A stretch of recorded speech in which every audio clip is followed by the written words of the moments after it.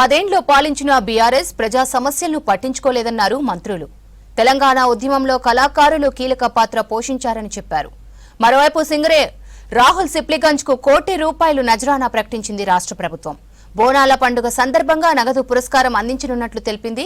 వరంగల్లో తెలంగాణ రాష్ట్ర క్రీడా పాఠశాల క్రికెట్ స్టేడియం ఏర్పాటు చేయాలని సీఎం రేవంత్ రెడ్డిని కలిసి విజ్ఞప్తి చేశారు ఉమ్మడి వరంగల్ జిల్లా ఎమ్మెల్యేలు.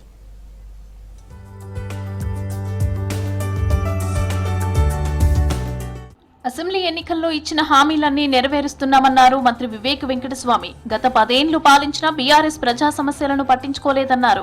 పేదలకు ఇండ్లు కట్టిస్తామని చెప్పి వాళ్ల కుటుంబ సభ్యులకే ఫామ్ హౌస్లు కట్టించారన్నారని ఆరోపించారు. కాళేశ్వరం ప్రాజెక్టు నిర్వాసితులకు నష్టపరిహారం కూడా ఇవ్వలేదన్నారు. మంచిర్యాల జిల్లా చెన్నూరు మండలం కిష్టంపేటలో ఇందిరా మహిళా శక్తి సంబరాల్లో పాల్గొన్నారు మంత్రి వివేక్. నష్టపరిహారం కూడా ఇవ్వలేదు. ఆ రోజులలో మేము చాలా కొట్లాడినాం. అరే మీరు నష్టపరిహారం ఇవ్వండి, ఈ కాళేశ్వరం వల్ల మా భూములన్నీ కూడా పాడైపోతున్నాయని చెప్పినప్పటికీ కూడా ఆ రోజులలో కేసీఆర్ ఫామ్ హౌస్ లో నిద్రపోయింది, కానీ ప్రజల గురించి ఆలోచించలేదు.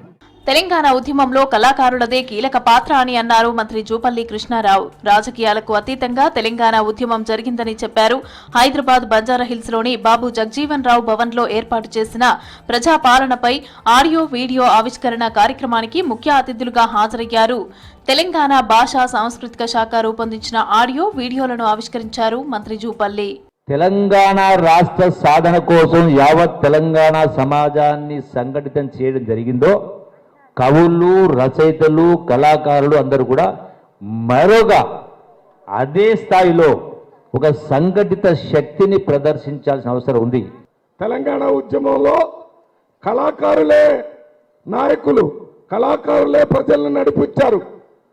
ఆ నడిపిస్తున్నటువంటి ప్రజల ముందు ఆనాటి నాయకులు ముందు నిలబడి మేమే నడిపించామని చెప్పారు. వేములవాడ అభివృద్ధికి కాంగ్రెస్ ప్రభుత్వం అధిక ప్రాధాన్యత ఇస్తోందన్నారు ప్రభుత్వ విప్ ఆది శ్రీనివాస్. భీమేశ్వర ఆలయంలో ₹3,44,00,000 విలువైన పలు అభివృద్ధి పనులకు శంకుస్థాపన చేశారు.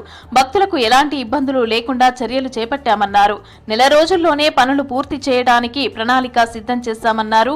వేములవాడలో రోడ్డు వెడల్పు కార్యక్రమం చేపట్టినట్లు చెప్పారు. రాజన్న ఆలయ అభివృద్ధికి ఫస్ట్ విడతగా 76 కోట్లు కేటాయించినట్లు తెలిపారు ఆది శ్రీనివాస్. ఆ 76 కోట్లకు సంబంధించిన టెండర్ ప్రక్రియ కూడా 2 రోజుల క్రితం పూర్తి కావడి అగ్రిమెంట్ చేసుకుని తదుపరి అక్కడ కూడా ఆలయ విస్తరణ చేపట్టాలని చెప్పి నిర్ణయం తీసుకున్నటువంటి తరుణంలో వచ్చేటువంటి భక్తులకు ఎలాంటి ఇబ్బందులు తలెత్తకుండా చూడడానికి ఆలయ విస్తరణ చేసే సమయంలో వచ్చే భక్తులకు దర్శన భాగ్యాన్ని కలిగించాలని గత ప్రభుత్వం రాష్ట్రాన్ని అప్పులపాలు చేసిందన్నారు మంత్రులు. బీఆర్ఎస్ బలహీన వర్గాలను పట్టించుకోలేదన్నారు మంత్రులు, నేతలు.